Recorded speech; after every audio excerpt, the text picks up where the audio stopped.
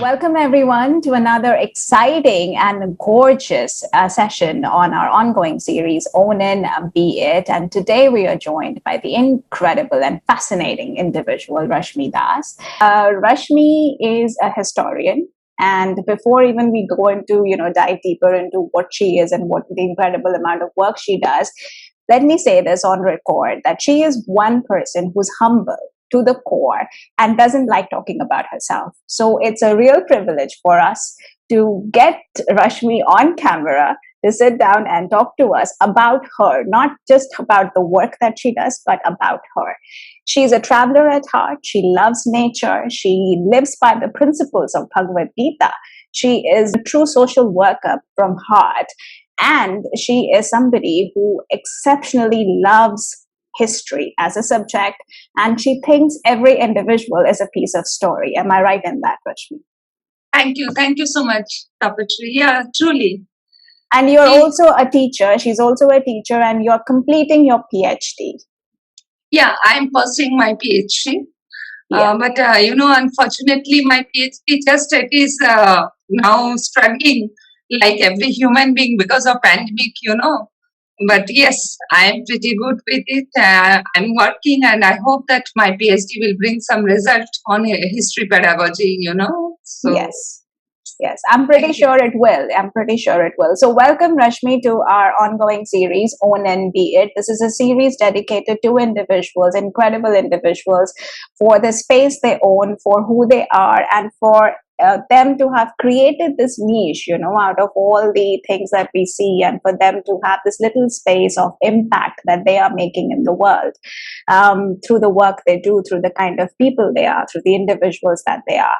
And when I saw your video on YouTube on teaching history, I wrote to you, I said, I wish I had a history teacher like you to make this subject so interesting, because when I studied history back in school, it was very dry. It was like, okay, this happened and this happened. And it was, to me, it seemed like I had to learn things like why somebody did something. And I think that the disconnect for me was, why would I want to know what someone else has done, right? Because I'm not interested. It's too much. It's too much to remember what happened in 1940s and 1950s and, in 1920s. And that connection, that what happened then is a result of what we are today or what I am today. That connection never happened during the time that I was studying it as a subject. So my first question to you would be, what made you choose history, and why history? Okay, it's a very good question, Tapashri. But before talking about history, I would like to just narrate one story of my own life. What motivated me to get into history? Like you, I never took interest in history till class 12 because history was very dry. I didn't get a good teacher, you can say. And every time I would question, why do people read history? What is that in history? Okay, I'm just cramming so many facts. I'm just reproducing in the examination, and really, I just wanted that subject to be eliminated from the entire curriculum, till class 12. But when I landed in class 12, I remember I took history. I took history, and my teacher was, I would like to take her name, Reena Chakraborty. She was teaching history. So when I saw her the very first day, I would remember my mother, because I lost my mother when I was in class 7. So I had a traumatic childhood. So when I saw Mrs. Reena, somehow I would relate my mother with her personality. And I just remember vividly, whenever she would enter to the classroom, I would just keep thinking that my mother was like this, her height was like this. And while seeing Mrs. Reena, I would always bring my mother to my mind. So that was the first moment when I saw that past has some connection to the present, and Mm. the memory of the past, it's like a soothing experience for Mm. me. So Mm. that was the first instance, history touched me. And I probably unconsciously I started thinking that there was a continuous dialogue between past and present. Yeah. Yeah. So, and of course, I kept reading history, but then in class 12 also, my approach was totally examination oriented. Mm. And after class 12, I got into English literature. So Yeah. my father put me in English literature, and I found that in my curriculum there was a paper, history of English literature. Yeah. So I got surprised. I started thinking here also history is there, Yeah. and I'm reading literature, but the book says history of English literature.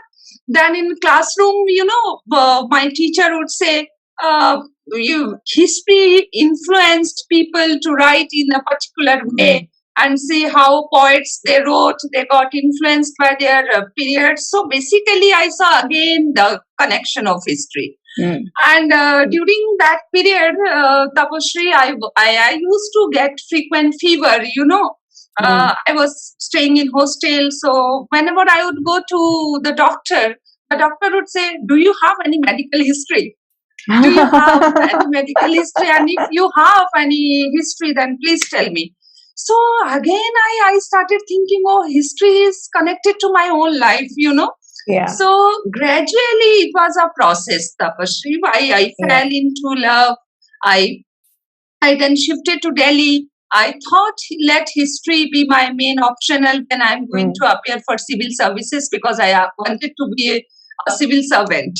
So I took history in my PG, and I while reading history, then I thought it's a beautiful subject. It's a subject which pushes you to investigate things. It just makes you curious to know with proper evidence. But then, if you go to any school and if you ask people, they would be saying that history has no value, no market value. Yes. It's a dead subject. It's a sleeping pill. So such words you would be finding. So that again inspired me to take history as a main subject. And then, instead of taking history in MPhil and PhD as a main subject, I just integrated education with history, so that I would be investigating why the problem is there. When history is related to our own life, and what I am, my identity is associated to history, then why such perceptions are there in our society? So it just forced me to think in that way, and I integrated education and history, and finally I landed into B.Ed, M.Ed, and now history pedagogy in my PhD. That's a wonderful journey, like how, because, and so I think what you put in and what you bring into the table has got this maximum amount of your own understanding of the subject, and that's how you make it your own, which is why it's very hard to find teachers like you. It's like you come, you make this niche, which is what we are all about. It's about finding individuals like you who create the niche from something that everybody sees. I have seen this problem when I was studying, but it never occurred to me to do something about it, right? But it's like how you connect. So tell me, like, I know that when we agreed to do this, session, none of us, neither you nor I, were we had anticipated that we would end up in a week, which is historically absolutely significant for all of us, all around the world. And look at the, state of affairs today. It's one of the most significant, time in the world that we are seeing a transition, historical transition. And I know that this statement is quite often used, that history repeats itself. Right. Now, from your understanding, and how do you see it? Does history repeat itself?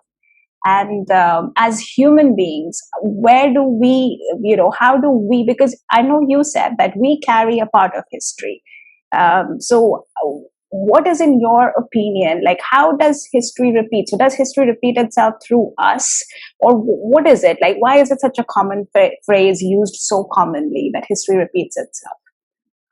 Yeah, it's a very popular phrase that history repeats itself, but I don't think personally, because I feel that, uh, every period has its own challenges and achievements, and because causes are different, maybe we have some similarity. So we just seeing that similarity, we just comprehend the present, and then you prepare for your future. So basically, when we talk about history repeats itself, I think it is more. It is more of a colloquial term, you can say, than a disciplinary. Then really, yeah. So I feel that for me, especially, I feel that every period is having some different challenges, and I don't think that history repeats itself. Yes, definitely. You need to see the pattern, that what happened in particular year, or when you look back, you see some similar pattern, and if you are having that similar pattern right now, you can have a correlation, and then you can predict something, or you can prepare yourself. But then exactly you just cannot replicate that particular moment right now, because that moment had some different factors, and now you are having different factors. So exactly 100% you cannot take, but yes, to a fair degree you can correlate, see the relations, and the patterns. Yes. So in your opinion, like, when you teach history today, so you teach students, and they come in, so you take them on from a certain class, right? So you teach history to a higher secondary, right? Not in the secondary, higher secondary. Right. And in the higher secondary, when people come in, they obviously have had some background to history, and dates are kind of confusing. They do not see, like me, for example, I can really relate to my school life, and I was like, I don't know, Battle of Panipat, how is it going to affect me, and I don't even remember the year. It's sad, but something that you find it very hard to memorize the years and all. So what is your tip to people when they come in, because I know that these years are significant, right? And how does this play out, and what are your tips and tricks that you give to students for them to be able to remember this and work through it? First thing is that for a teacher, I would like to speak something on behalf of teacher, and then I would be coming to children. So for teachers, whenever they are landing into this field, first they should go through the objectives, So what are the objectives they are going to fulfill in these 2 years? So first I read the vision document, that what exactly the document is saying. What do I need to talk at higher secondary level? So when I know that in higher secondary level, today especially, these young learners, they are supposed to think like a real historian, So the document is saying that they should be trained in such a way, so that at the end of the senior secondary, they should think like a historian. They should take up history as a career, or whenever they are seeing, they should see an event or process through proper evidence. So basically, first, being a teacher, I read all those objectives. Then I plan my own curricular, strategies, that how am I going to speak, because it depends that where are you going to interact, whether you are going to interact in Delhi, or maybe my strategy would be different if I fly to different parts of India, because their challenges are different, So here, when children are exposed to various factors, and they are seeing a greater level of change every day, so it's easier for me to bring ICT tools. It's easier for me to quote any research, modern research, or any research paper I can give them, and I can tell this is how you need to write your review of related literature, or whenever you are investigating, you should read like a historian. You should search evidence. But then, yes, Tapashri, I just don't see history in textbook and books. I just don't find that.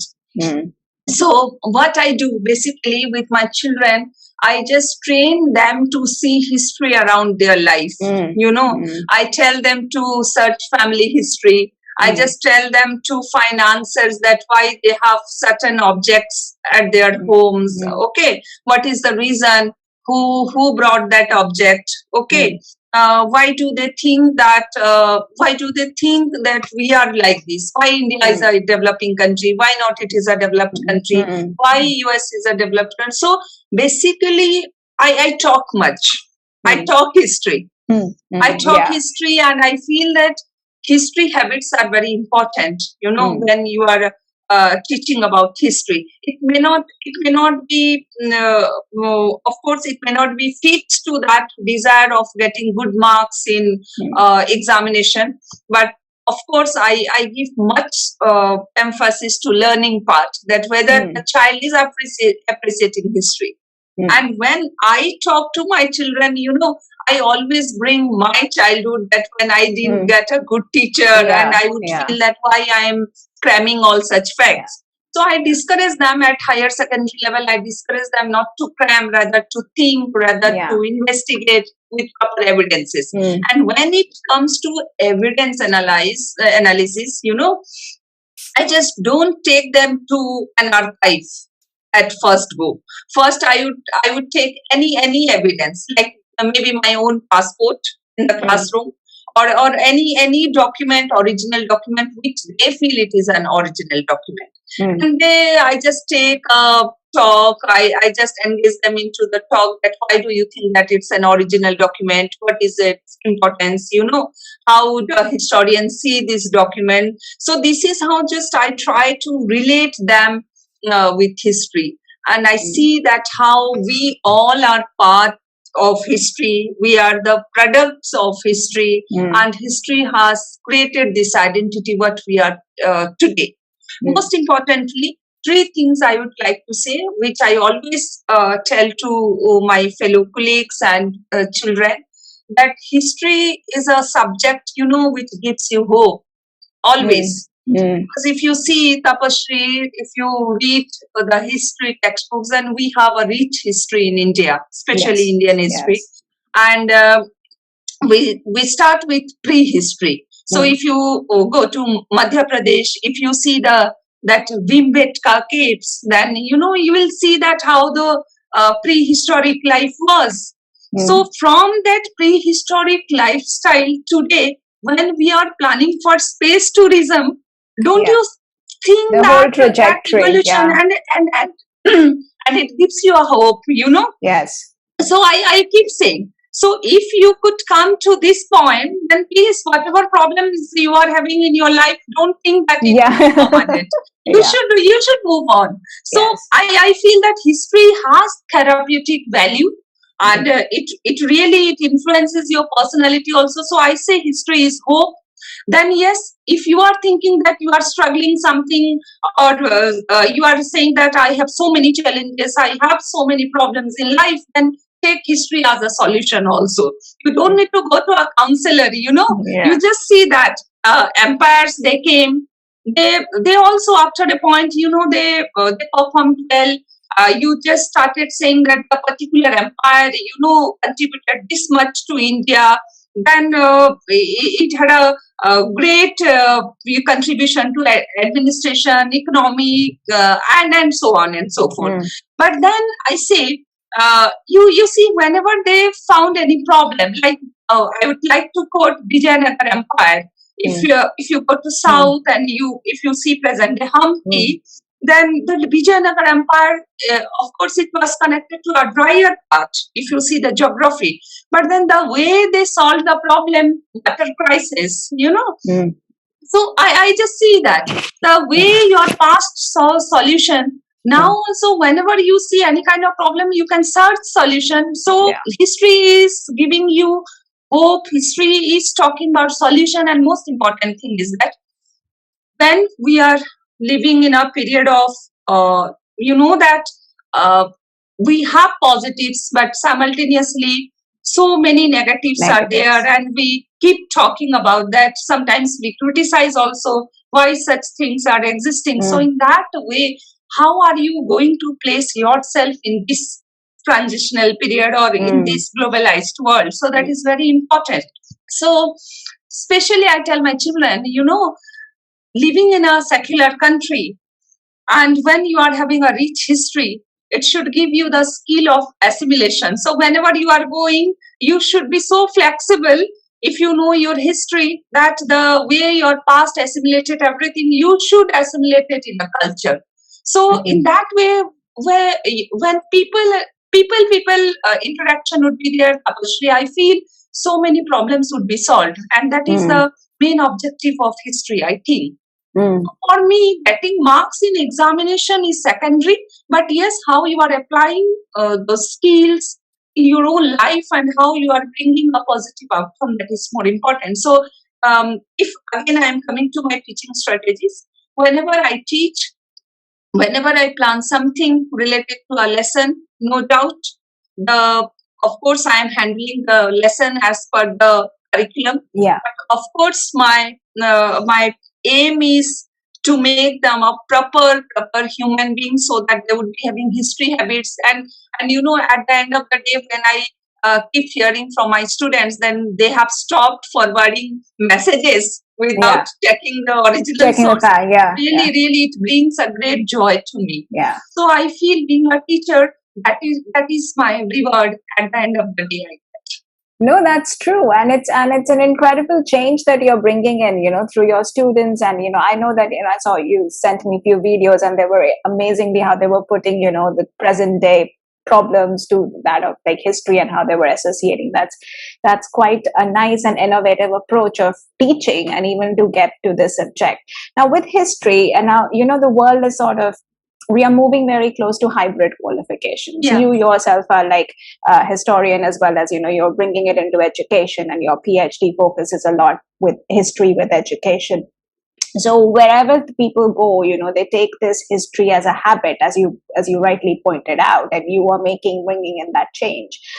So the history is not only about the human history, the mankind, the civilization. There is history to everything. Like, you yourself mentioned, like when you went to study literature, it was like history of English literature and history of all these different things. So what is that one? So whatever we talk about this origin, right? And we bring everything back to the source. And everything is like, where did it all come from? Now I know that I've read this about you, that you also believe, a firm believer in Gandhi's talisman and Bhagavad Gita. That's one of these two things. So according to you today, there is one aspect of you with the subject as a teacher, and there is another aspect of you as an individual, as a strong believer. So where do you see this origin, and what is your definition of oneness? Yeah, again, I would like to give this credit to my subject, Yeah. So basically, when I started reading history, I started reading Gandhi, Mandela, Nelson Mandela, and of course Bhagavad Gita. I just saw that everybody is talking about one thing. That is at the end of the day, whether it was Gandhi, Mandela, or Bhagavad Gita, would indicate about a positive energy. It would talk about a positive outcome. And yes, but then we need to know what is positive. What is positive here? So positive is, again, it's very subjective. Maybe the definition of positive is different than your definition of positive. But then yes, anything which is bringing a good state of mind, which is taking me forward, it is just connecting me with people, with the kind of personality, the kind of emotions I am having. So I think that it is a kind of positive outcome. I'm connecting to people, I'm talking, I'm exchanging ideas. I have that quality of acceptance, easily I can accept people, I can trust people. So, see, at the end of the day, Tapashri, not my subject taught me, my subject, introduced me with so many people. Like in the pages of textbooks, I talked with Gandhi, I talked with Nehru, I talked with people with so many ideologies. But then my mind, as an individual, it just microscopically it landed into one thing, that everybody is talking about a kind of oneness that we are meeting at one point. And that one point is our own thinking process about the world, how the world will move forward, how we are going to bring a change with our own productivity. Productivity, not in the case of economic productivity only, but how your thinking process is giving you that productivity. So I think that concept of oneness, basically, as an individual also, I would like to give credit to my subject, because my subject is so vast. And my subject made me look into people, look into events in such a way, so that I can say that we are landing in one destination, all of us, whether it is me, Gandhi, or Bhagavad Gita. So maybe because of that oneness which Bhagavad Gita is indicating, or Gandhiji is indicating, or Mandela is indicating, probably I'm matching with that ideology. So I'm also searching that oneness through my subject. I'm meeting people, I'm bringing a change, I'm trying to bring a change. And yes, most importantly, I may not be a great personality, but then yes, I feel that with the contribution of each individual, definitely we are going to bring that oneness. I also feel like, I would disagree that you're not a great individual. I think you really are doing an incredible job, and I've always felt that everybody is important, like each and every person is important. I always feel that, because I also know that in history, like coming to this aspect of women in history, the representation of women in history, now the textbooks and the historical accounts of female fighters and females who were who fought for India's independence, for an example, and who have shown incredible strength. Most people, including me, remember Jhansi Ki Rani, right? Rani Jhansi. Yes. But we do not remember, Sarojini Naidu for sure, and few other, Kadambari Devi, the first Indian doctor and stuff. But we don't know other women.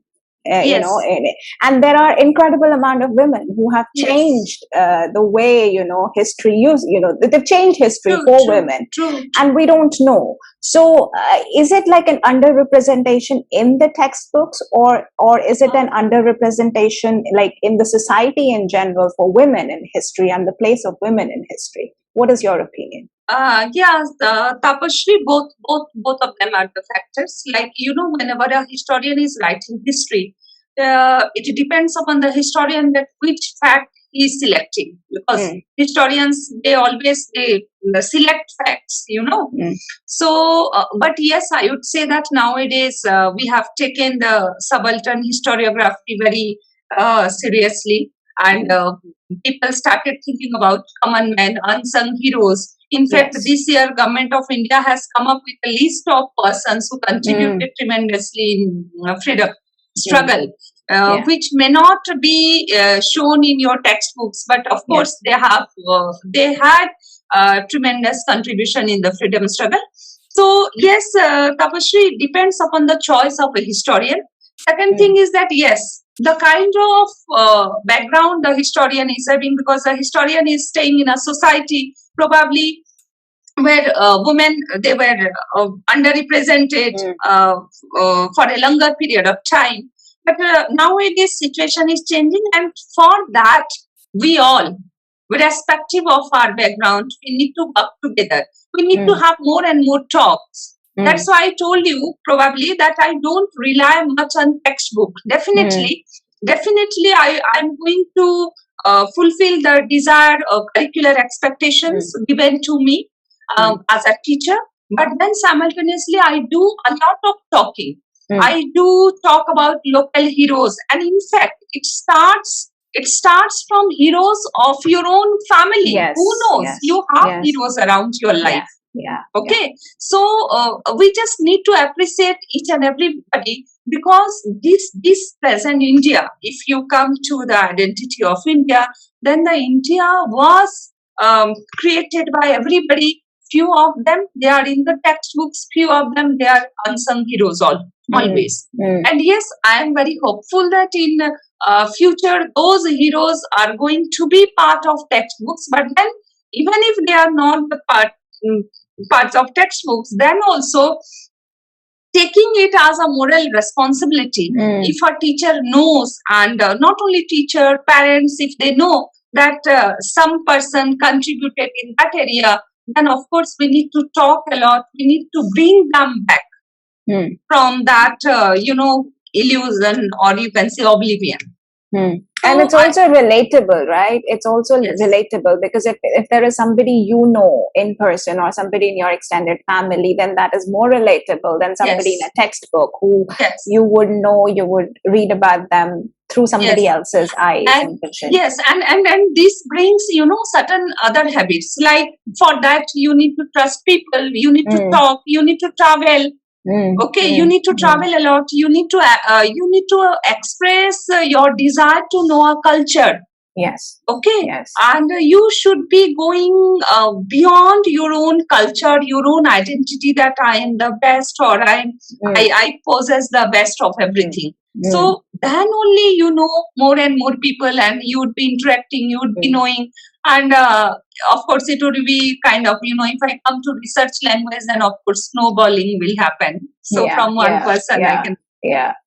That's and that's probably what we need, even in the education system that we are in. I think that's exactly what we need, because just studying textbooks is not going to prepare you for anything. It doesn't.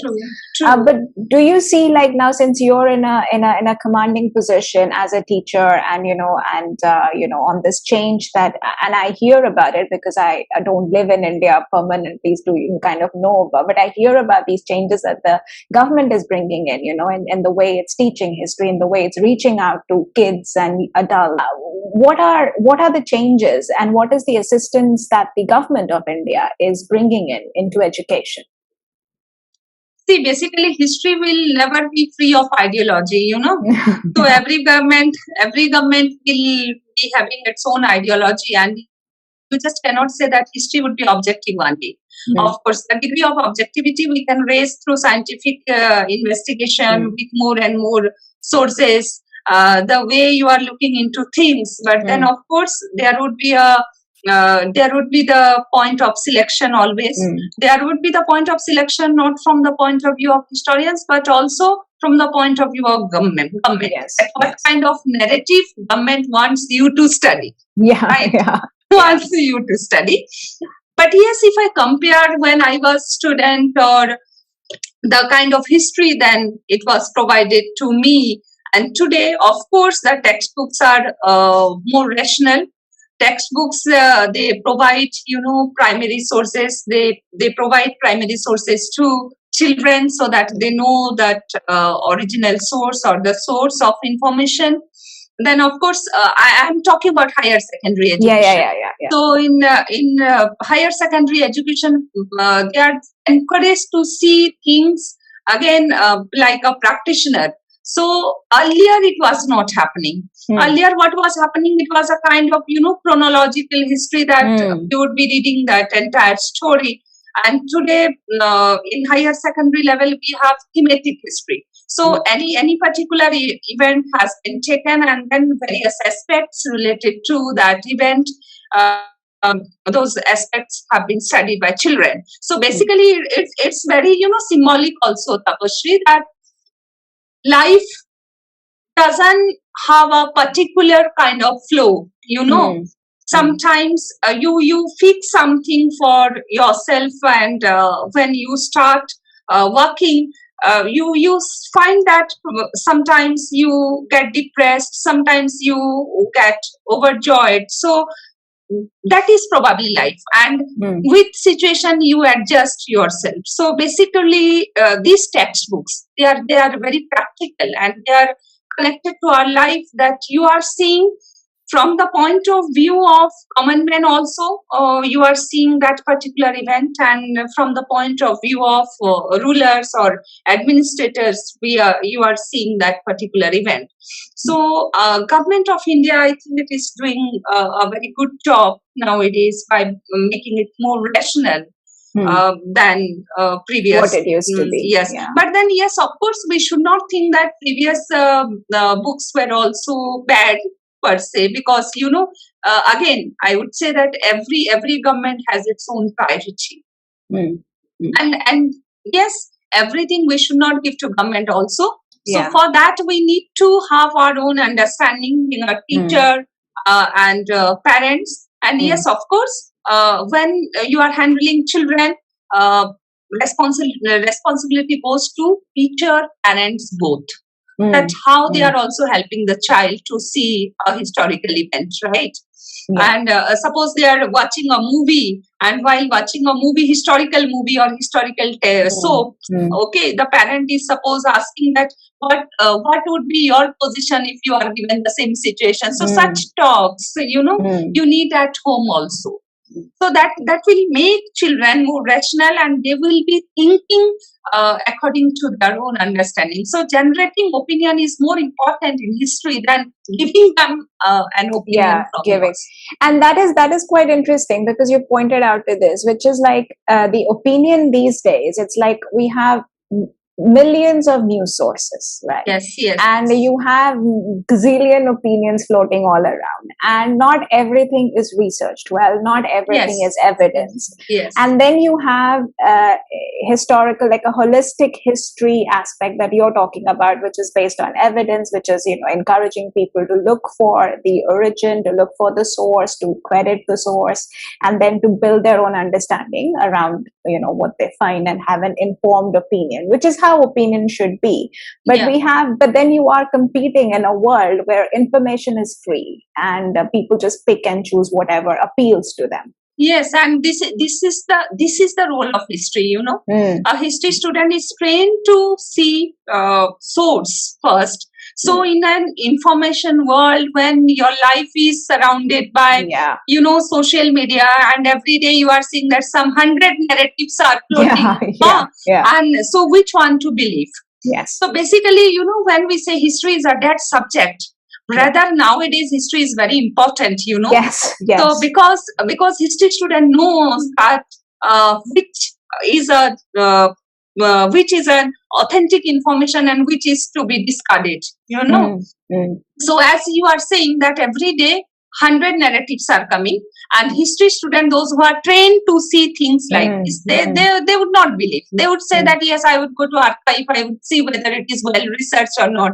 And of course they are not going to believe in WhatsApp version of history. Yes. So I'm just generating one opinion, I'm giving you, or I'm generating one opinion and I'm floating in Facebook, and I'm saying that this is history. No, of course it is not history. So you have to have that disciplinary knowledge, and you have to have methodological knowledge also. So history students basically nowadays, they are really they are having advantages when every day we are handling such a massive force of information, and how to select. So information selection, at least history teaches them how to select information. Yes, which is what was lacking when I studied the subject. Yes, I think I didn't know, and that is something that I had to learn very late in life. And because through my PhD, I had to learn that the evidence and and that's where it hits you. Oh no, this is not right. This is, and then you kind of become skeptical of whatever you were doing before that.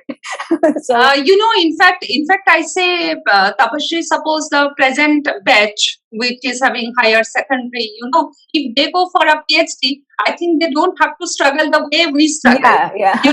Because they are reading everything. They are reading about generation of hypothesis, then how to test it, how to collect evidence, how to use pie chart and other statistical methods to analyze data, how to take interview. Like I am saying, when I teach partition, I always encourage them to record interview of any partition victim.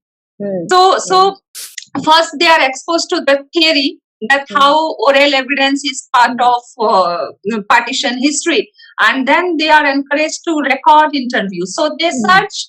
Of course, now because of pandemic, we are just cut off from this practice.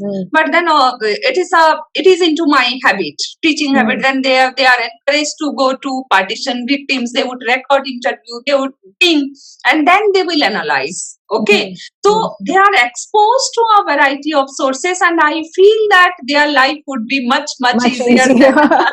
Yes. Yeah, absolutely. Because for us, it was like quite a struggle to, basically find out what information is, right? Yes, what is the right source of information. And also there is I don't know, I have found it online, especially with this rise of social media, people distort history. They love their, putting their opinions on what is history. And that is a huge problem. Is that a problem when you see things? Because your way of looking at things would be different than yes, that is actually a problem. When somebody is reading novel, like I'm just telling you one example, that one novel is there on Yagyaseni, written by Pratibha Ray, if you know. So she has taken Yagyaseni or Draupadi of Mahabharata, and she has written this novel. So Yagyaseni is talking about herself, that I did that, I had to adjust with 5 husbands and all. Okay, she's narrating her story. So when suppose when a layman is reading that novel, that the person is thinking that it is history. Exactly, Draupadi thought like this. But when I bring such text to my classroom, I tell them that this is a recreation. So how to see things, how to identify sources, So then my students, they would say that it seems that it's a feminist writing. So I feel so good when they can bring such jargons. They are trained to see source. So basically, it's a great problem. Tapashri, I also feel every day, people, in fact, people, they keep messaging me. They would say that, this happened in history. And I would be saying, okay, how do you know that it happened in history? So they would be saying, the other day I got 50 messages on that. So I read 50 messages and I analyzed, and that is my opinion. So I say, oh, yes, probably that is your opinion. But I believe only when I would go to National Archive or I will see any source, then only I can see whether it was right or wrong. But yes, I am nobody to say right and wrong. I will develop my own opinion based on whatever source.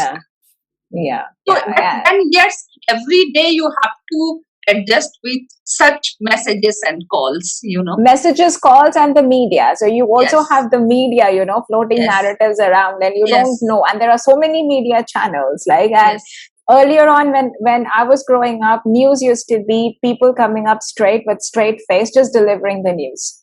But these days, it's like animated news you get. Yes, animated news, and Tapashri, in that case also I am saying, because I'm just coming to my own personality. Suppose you are going to tell me about a person for 2 hours. Suppose you say, even if you are my friend, I'm not going to believe that unless and until I experience that person.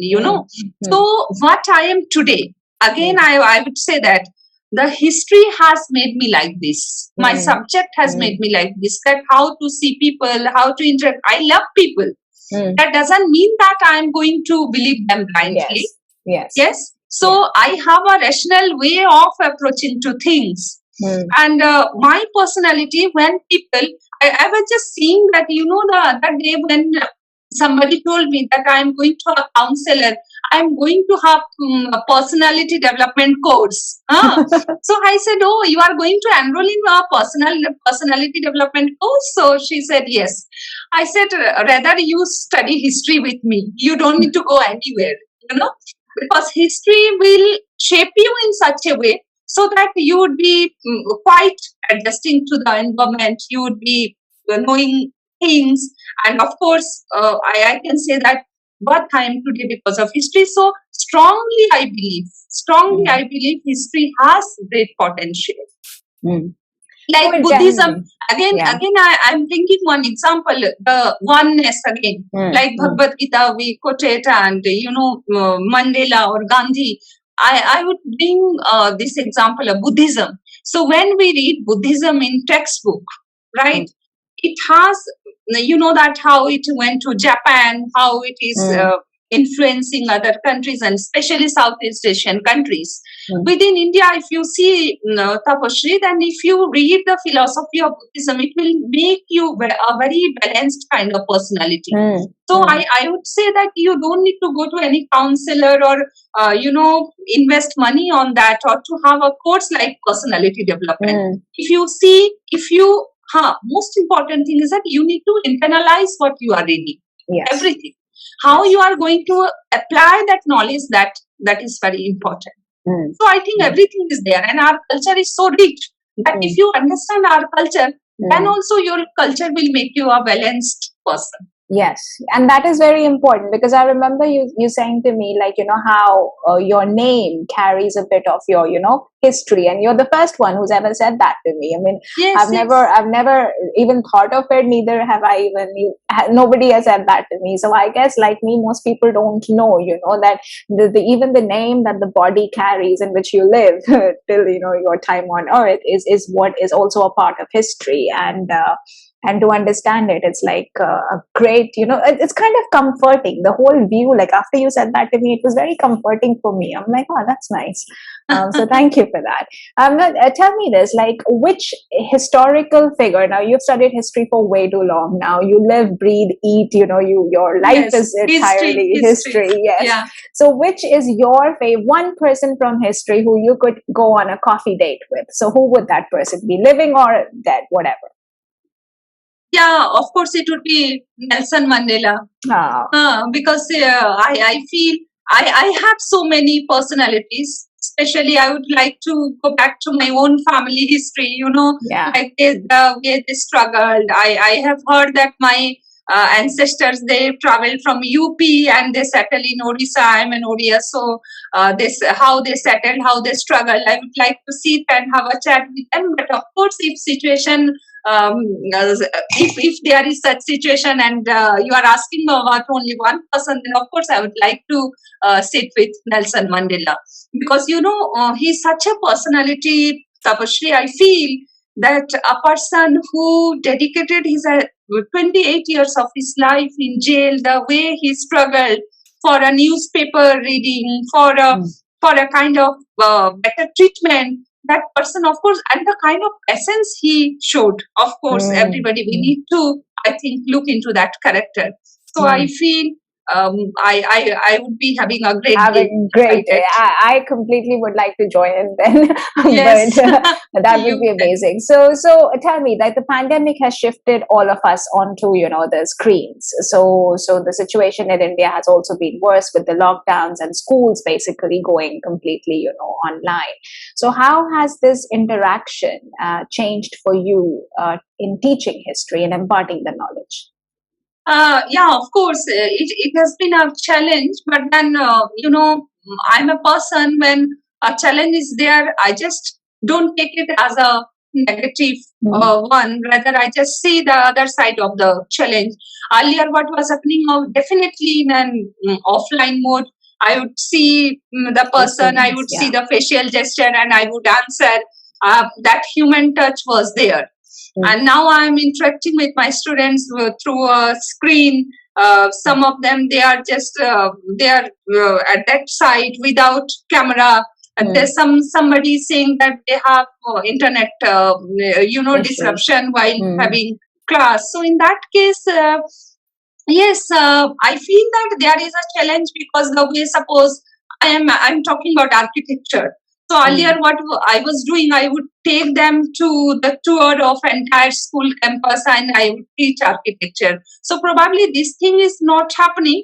But yes, the other side of the story is that I can give them ample time so that they can adjust, they can give their own view, because sometimes few children I have seen in offline classes, they are shying away when they speak something, say they don't want to speak in public, but then they want to talk to you at a private Personally, space. yeah. So this is a positive thing about this online mode of teaching. Yes. When the child is writing you, the child is taking time, he is understanding, he is texting you, and you are sharing some materials. The child is not forced to see everything within that 45 minutes of period. The child has his own pace, and he is coming back whenever he wants. Yeah. So it's a positive thing of online. I think positive thing of online teaching. Online teaching. Yes. Yeah. And yes, we have no option. See, if the situation is given to you, you have to come out with the best result. And that best result is not, again, I would not say that whether they would be getting a very good result in board examination or not. For me, whether they are going to adjust with this situation with a great smile, yes, or they are going to complain with this situation. Yes. So that habit is very important. Yes.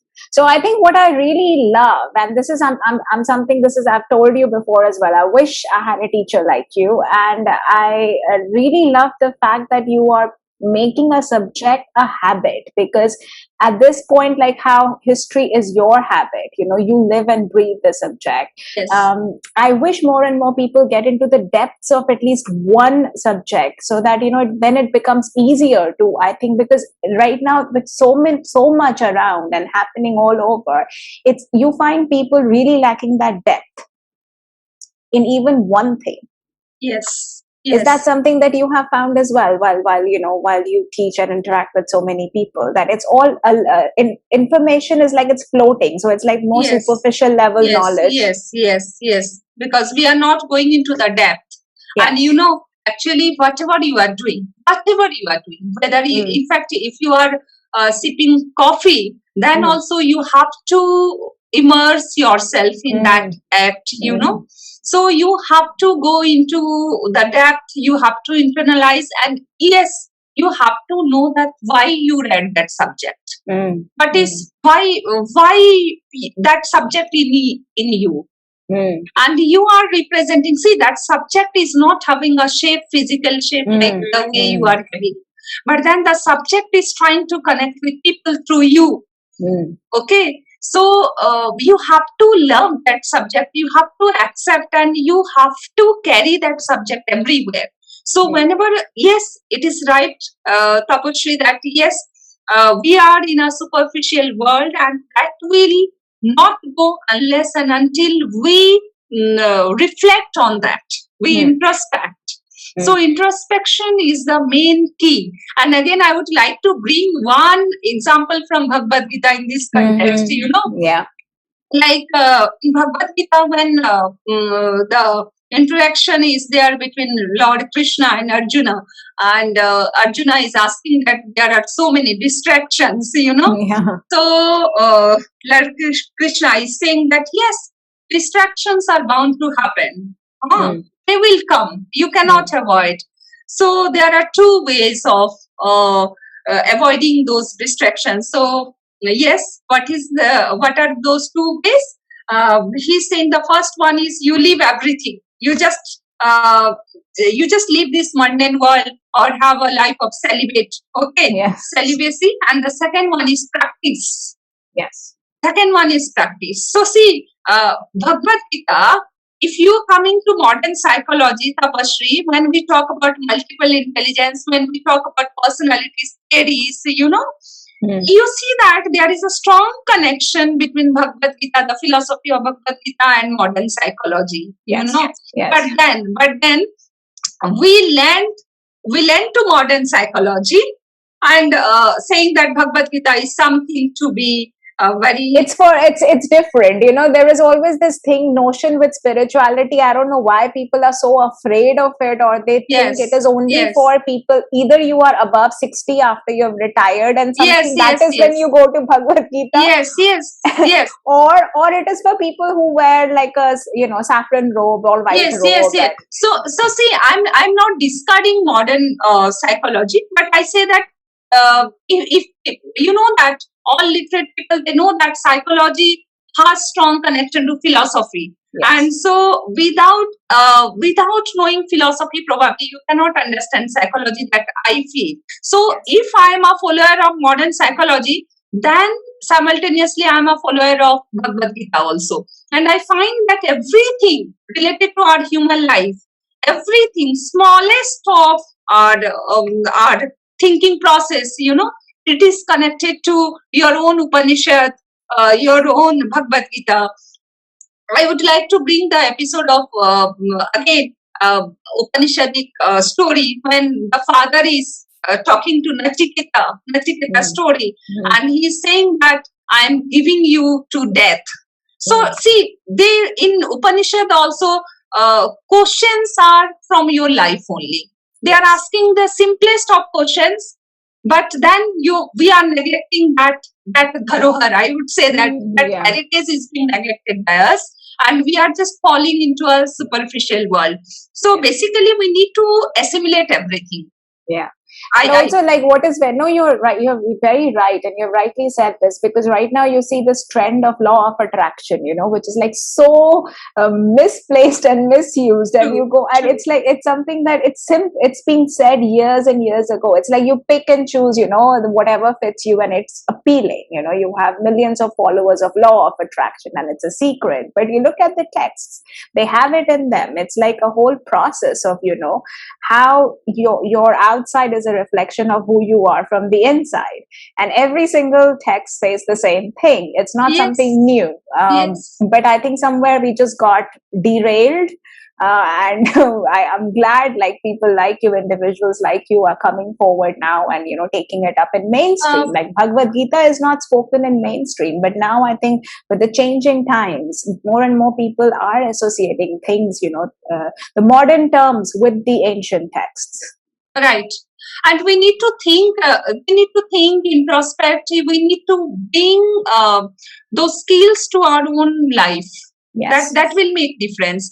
Thinking, actually, I feel that Tapashri, why we are having such problems when so many pieces are coming together, or we are in a globalized world. Every day we are exposed to some new facts. So I think in that case we need to activate our thinking skill, that which is, I feel, very unique to human beings. So that thinking skill needs to be motivated every time, and we need to bring it back to our own habit, that we should think and introspect whatever we are given.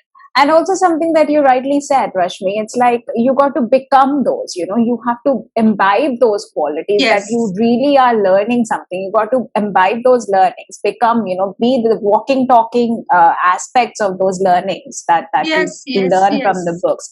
Otherwise, it's no point. It's just like reading, like how I read history. I mean, I got a mark. I don't even remember anything. And it's a shame that years later, I'm like, oh my God, you know, I was a product of history, but just that I just missed the boat. Just one point. See, you are staying in a different city. I am staying in a different city. But at the end of the day, probably our destination is that oneness again. Yes. Only thing is that you are having a different route. I am having a different route. So we need to come to that point. We need to see where are we getting connected, or where is that confluence. That is very important. That's very important. And with you, I know it's like saris and the travel, of course, that's our point of connection for sure. so that's the oneness that we are entering into. We're kind of going there, merging there very soon. So tell me, history and travel definitely has a very, they are quite highly correlated. So what is your take on travel and history? So what do you think about the two? I'm a travel freak. I keep planning. I would be going to this place, that place. And when I go to a place, I talk to people. As I told you, I love talking people, because when you talk people, you know about them. Instead of knowing about them through some other source, if you are given that chance, it's a blessing also that you are talking to people, you are knowing them. So you are knowing about their qualities. So I just, whatever I have read, of course, you know that knowledge is very vast and you just cannot occupy it in few years. But then whatever I have read, whenever I have a trip, I go, I talk to people, then I correlate what I read in my books and whether exactly it's happening or not. Or even something is missing in my textbook, I would always carry a diary, because that also I read. Whenever we talk about Indian history, we keep saying that Europeans, whenever they went, they always documented things, and Indians, they lacked that documenting skill. So I would always carry one diary, and I would talk to people, I would write about them. And then, yes, in fact, I feel like exchanging my phone numbers or mail IDs wherever possible. So I know history through travel also, because whatever I cannot read in 1 year, I can, if I go to 5 destinations in a year, then I am knowing about 5 cultures. I am knowing about people, 5 cultures. So if you put me in Tamil Nadu, then I would feel like dressing up like a Tamilian. I feel like dressing up like a typical Bihari in Bihar, if you put me in Bihar. So I love such things, and through that only I have learned so much history. So I think that history has a deeper connection to travel, because you know how that area came up, how they adjusted, how they created one culture, their crafts, their traditions, everything really, they fascinate me. Yeah, and also this, I'll tell you this very interesting thing. I was traveling to this tribal village in Purulia in West Bengal, and they have a very typical way of wearing sari. They don't wear saris like I normally know. So they're very typical way of wearing sari. So my first thought was, why do they wear it like this? Why? So I sat down with one woman, and I was like, why do you wear it like this? And her answer was, but this is exact. How else do you wear a sari? And I'm like, no, there are other ways of wearing a sari also. And then it's easier. And then I realized while some of them might not know, but some of them do know that it's easier to work. The kind of work, the field work that they do, the things they need to carry, they need to carry these, things over their head and walk from one village to the other. And the way they dress, it makes it easier for them to work. And that is how they developed it. And yes, rightly you are pointing that the travel, if you go to a place, if you observe people, see, basically historians or history scholars, they are by nature, they are very good observants, they observe things very minutely. So if you observe them, you would find there is a reason for everything. Like the way you are dressing up, the way you are speaking, there is a reason to everything. So basically, when I go to such trips, when I talk to people, I find that reason. But what makes them like the way they are? So that again, if you open your textbook, that textbook is saying that history is all about finding reasons, why, how, when, what. But when we read history, basically we just kept only what and when. We never tried to see why and how. So I feel that travel has strong connection, and it motivates you also. I every day I feel at the end of the day, even if the day was not good or it was very good, I would say that I have my subject in me, and it is pushing me to move forward. So since my ancestors, they started a life in cave, they were staying in caves, they were cave dwellers, and today if I am staying in a very good house, I am going to a 5-star hotel. So that evolution, it really makes me meaningful, and every day I hold one purpose to go.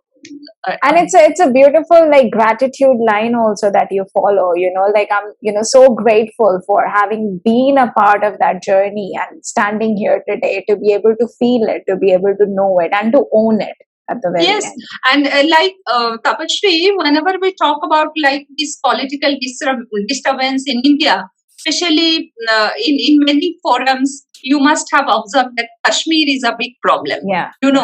So, but then if you see through history, then Kashmir was never having a composite culture. It was always heterogeneous.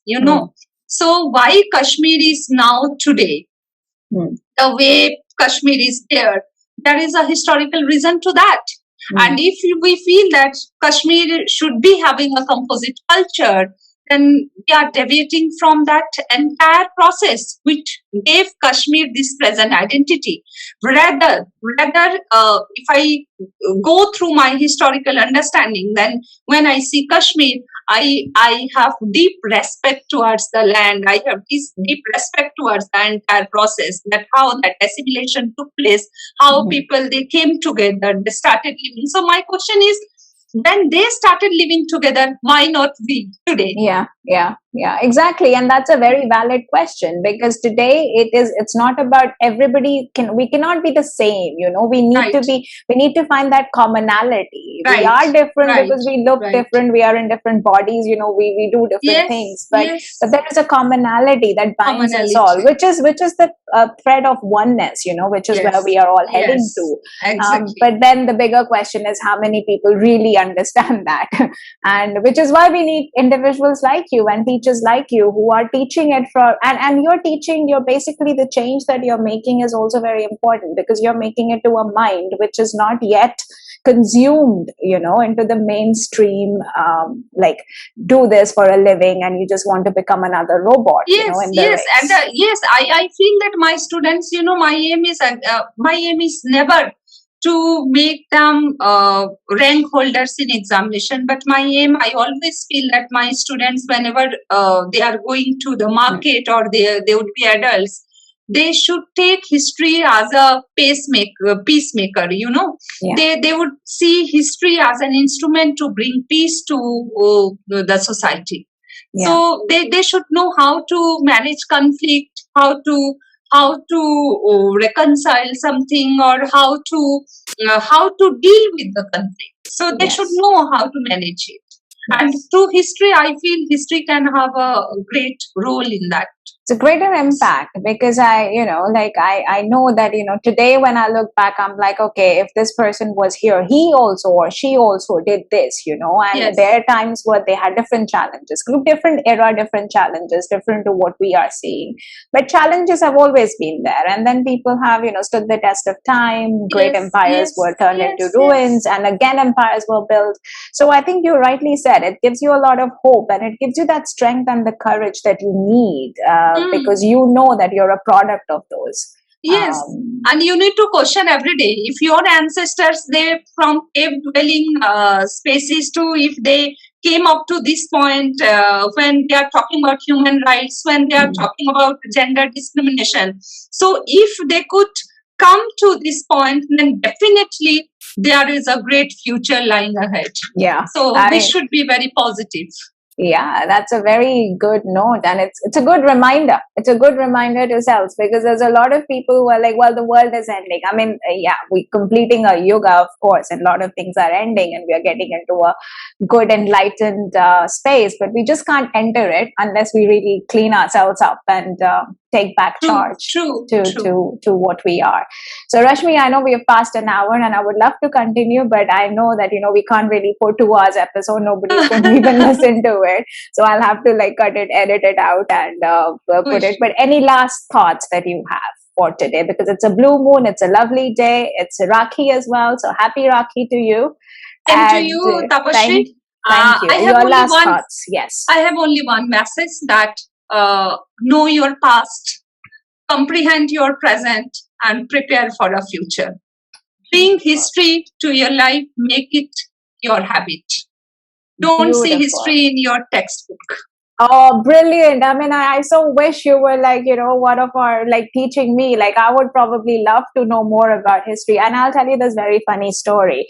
I once met somebody who was doing a PhD in history of communication. Oh, great. And I laughed because I was like, what is history of communication? Huh? What do you do? Like, how do you talk? Like, what is it? What is a history? What is a history in communication? So that is how ignorant I was. And I have no shame in admitting that I really had no understanding that I was myself living, Uh, a part of history. yeah, Tapashri, you are very much right, because whatever we do or whatever we observe every day, if you pay attention, then only you notice things, Yes. because you can't be the master of everything. No. But when you are paying attention, then only you notice something, and then you go deeper. So that going to that deeper is something which makes you different from the crowd. Yeah, and that conscious living, it seems like very a nice phrase, like live consciously every Yes, day. yes. But when you actually, you realize that you don't. Like, I've passed like 30 years of my life living completely unconsciously. So then you suddenly realize, oh my God, lost but all in the chance. Like, but in my case, my subject is a great reminder. yes, It's yes, my mother. It's my mother. It's my father. It's my friend. It's my guide. Everything. So my subject really, yes. I would say that my subject, what I am today, because of my subject. And yes, I was not a very good student. I was an average student, but I can say that learning is much more about knowing yourself, adjusting with the environment, and yes, going beyond books is the only key which can give you that learning. Yeah, no, that's very rightly put, because I'm sure there are a lot of parents today who really worry about the kids' marks. Like, oh, it's less, it's like it's so low. I don't know what the future is. You got to be an engineer. You got to score. And these days, people get marks like fever, like temperature, like 99 point something, and you're like, what is this really happening? Right? True, true. No idea. So it's nice to see the change, the education system, but it's also nice to see that people like you are holding on to what needs to be held on to, not the books. It's beyond books, as you rightly pointed out. Yeah. And I wish I paid, like I said, I lived unconsciously for the major part of my life, but I guess I'm working on it. Thank you very much, Rashmi, for your time today. And I am really, really impressed. And you should talk more, and you should talk more about yourself. And I'm glad you agreed to do this chat. And it was incredible. It's a fascinating journey, and I wish you more power, more strength. And I know we have plans to travel the country and buy saris. And before I let you go, I want you to tell the world about your love for handlooms. Yeah. See, when I'm a person, I wear handlooms only. Now also I'm wearing a handloom, if you can see that. Yeah. So it's a tribute to those persons who created a beautiful culture. So by wearing this piece of handloom, I feel that directly I may not touch their life, but indirectly I can contribute something to their livelihood. And yes, my history has taught me that how culture, traditions, they are they are part of a culture, and that culture will be sustained only when we are going to contribute something. So I feel that uh, in order to make those crafts, traditions alive, I need to contribute. I need to have my own share. So that is the only say for beautiful. That is so beautiful, and I wish more and more people think like that. I'm pretty sure if they didn't, if they lived as unconsciously as I did, when they watch you, when they hear you, I think it's going to have an impact. So thank you, Rashmi. More power to you, and I wish you all the very best for your PhD. And I know that you have this deep desire to be the change, and you are the change. If nobody has told you, I'm telling you, you are the change. We are the change. We are the change. Okay, let's put it like we are the change, and if we don't do it, who else will do it? So it's our country. We need to work together, and we are making the efforts, and I think each and every effort counts, as you rightly said. So we are all important. So thank you very much for an inspiring Sunday morning. Thank you. Thank you, Tapashri. Thank you.